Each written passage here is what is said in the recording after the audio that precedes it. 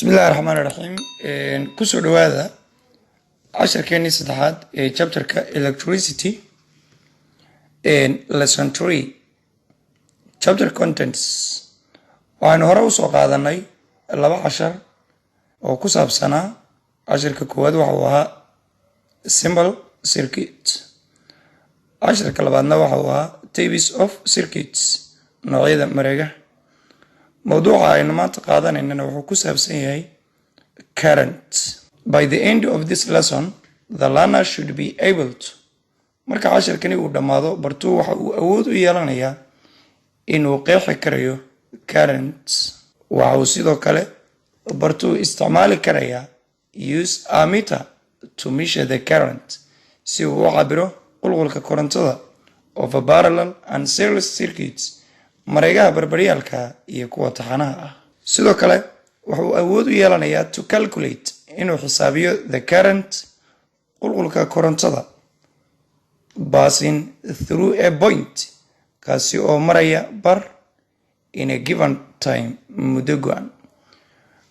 Saddexda ujeedo ayaa waxay noqonayaan ujeedooyinka casharkeena maanta ugu waaweyn. Haddaba aan ku bilownay ereyga current. Kelmadan marka la fiiriyo current waxaa loola jeedaa qulqulka korontada. Current waxaa tirahdaa is the rate, waa xaddiga oo follow socoshada of charges, danabka in a circuit. Xaddiga socoshada chargiga mareegta dhex maraya ayaa waxaa la yidhahdaa current. It's denoted by, waxaana lagu calaamadeeyaa letter I, xarafka I ayaa loo soo gaabiya. The SI unit, halbeega caalamiga of current ee qulqulka korontada lagu cabiraa is ampere oo loo soo gaabinayo A. Formulada ama qaacidada aynu currentiga ku xisaabinayno I waxa ay la mid tahay I waa current dabcan waxaa lagu helayaa Q oo charge ah divide by T oo time ah. Dabcan waa current dabcan currentiga ay baynu soo gaabinaynaa waxaynu ku cabiraynaa ampere. Q waa charge waxaana ku garanaynaa coulombs ayaa raacis. Halbeega charge waa coulomb, timeku waa T, second ayaana lagu cabirayaa. Fiiro gaar ah halka ampere waxa uu la mid yahay 1 coulomb per second. Haddaba formuladeena tusaale haddii aynu raadinayno currentiga, marka tusaale ahaan currentiga laynoo diro waxaan ku helaynaa currentiga charge loo qaybiyo time. Timeka waxaan ku helaynaa charge loo qaybiyo current, halka chargiga lagu helayo currentiga oo lagu dhuftay timeka. Tusaaleena koowaad waxaynu raadinaynaa currentiga, waxaynu haysanaa charge gaaraya 288 coulomb waa charge, timekuna waa 24 second. Haddaba solution given maxaynu haysanaa, wanted maxaynu soo saaraynaa, chargigu waa 288 coulomb, timeku waa 24 second, wantedkuna waa current. waxaa lagu helaa currentiga charge loo qaybiyo time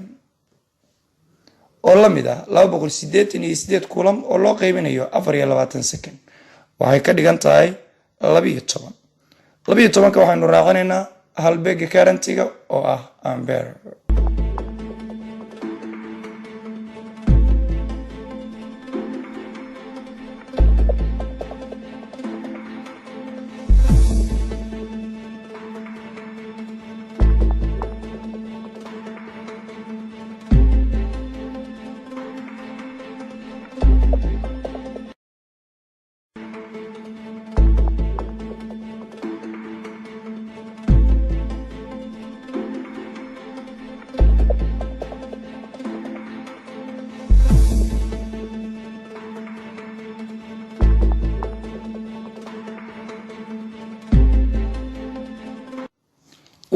موضوعنا xiga waa measuring current.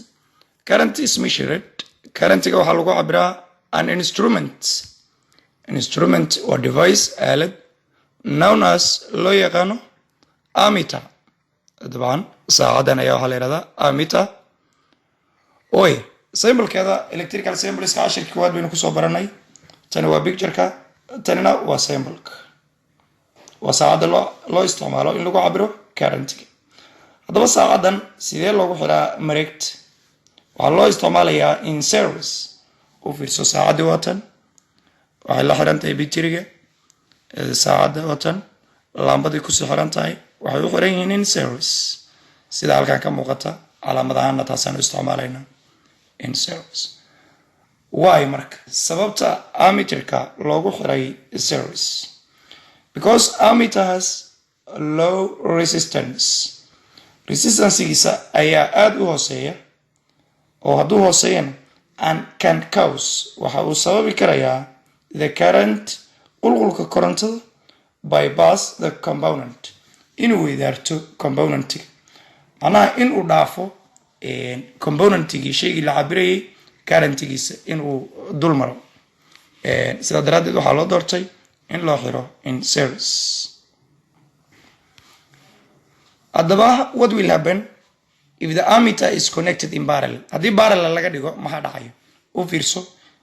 imika laambadu way daaranta ammeterka haddaynu parallel ka dhigno maxaa ku dhacaya mareegta laambadu hadda waa on haddaynu circuitka dhammaystirno xaggaa sare fiiri off korontadii bypass the current bypass the component dabku uu dhaafaya componentiga question su'aal is this setup right or wrong tani ma saxan tahay mise way khaldan tahay wrong waa qalad because sababtu waxa weeyaan the position of ammeter booska ammeterka lagu xiray is wrong macnaha wrong position wrong connection meel qaldan buu ku xiran yahay maxaa la rabay xagee lagu xiri lahaa caadiyan hadda parallel buu xiran yahay laakiin isaga waxaa loogu talagalay series positionkaasoo kale ama halkan ama halkaasoo kale ama xaggaa sare booskaasa loogu talagalay sidaa daraaddeed setupkani waa wrong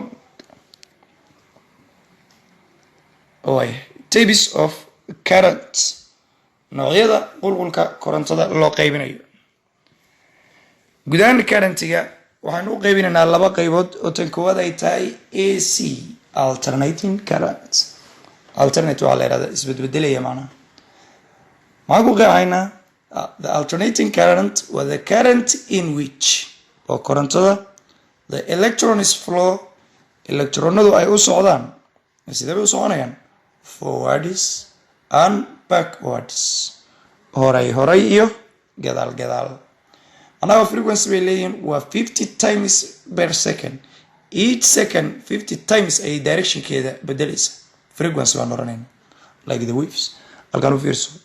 directionkan ay aadayaan mar dhinacaan u soconayaan mar dhinacaan u soconayaan mar dhinacaan u soconayaan macnaha directionkoodu each second wuxuu isbedelayaa 50 times grafan haddaan u muujino voltageka iyo timeka aynu isla balad garayno waxaa inoo soo baxaya like the waves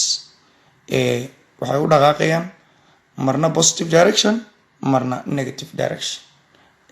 backward iyo forward qulqulka noocan waxaan ku magacaabaynaa alternating current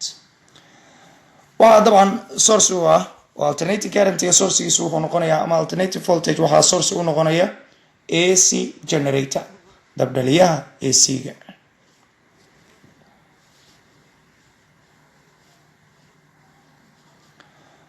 nooca labaad ee currentiga wuxuu noqonayaa direct current waxaan usoo gaabinaynaa DC direct current is an electric current that follows waa qulqulka koronto ee u socda in only one direction hal constant direction alasha waxa uu leeyahay jiho constant waa kan charge imka wuxuu u soconayaa one direction only hal jiho oo keliya ayuu u soconayaa waxaa la yidhahdaa direct current markaynu balod garayno sawir ahaan de laynku imika voltagekiisu waa constant 240 volt ayay ka dhiganta oo direct toos ah source waxaa u noqonaya oo DC-ga laga soo saaraa DC generators iyo bateriyada mawduucani xiga waa current in series circuit mareegta serieska currentiga dhex maraya haddaba u fiirso qulqulka korontada marka laga hadlayo serieska meel walba oo ka mid a mareegta waa isku mid sida daraaddeed waxaan leenahay current is the same at all points halkaa waa 4 haddaynu ka cabirno halkan haddii laga cabiro 4 buu noqonayaa tan haddii laga cabiro waa 4 halkan haddaa ka cabirto waa 4 halka haddaa ka cabirtid wuxuu noqonayaa 4 meel kasta oo circuitka ka mida oo aad korontada ka cabirto waxa currentigaasi noqonayaa qiimo isku mida sidaa daraaddeed the current is the same at all points marka series laga hadlayo waayahay current in a parallel circuit marka mareegtu ay parallel tahay haddaba u fiirso korontada halkan maraysa marka junctionka ama isgoyska korontada ay soo gaarto waxay u qaybsamaysaa dabcan laba qaybood ama laba wado ayay kala maraysaa sidaa daraaddeed waxaan leenahay currentigu waa shared markii hore 4 buu ahaa 2 iyo 2 waa haddii aan ka soo qaadno in labada laambadood ay yihiin identical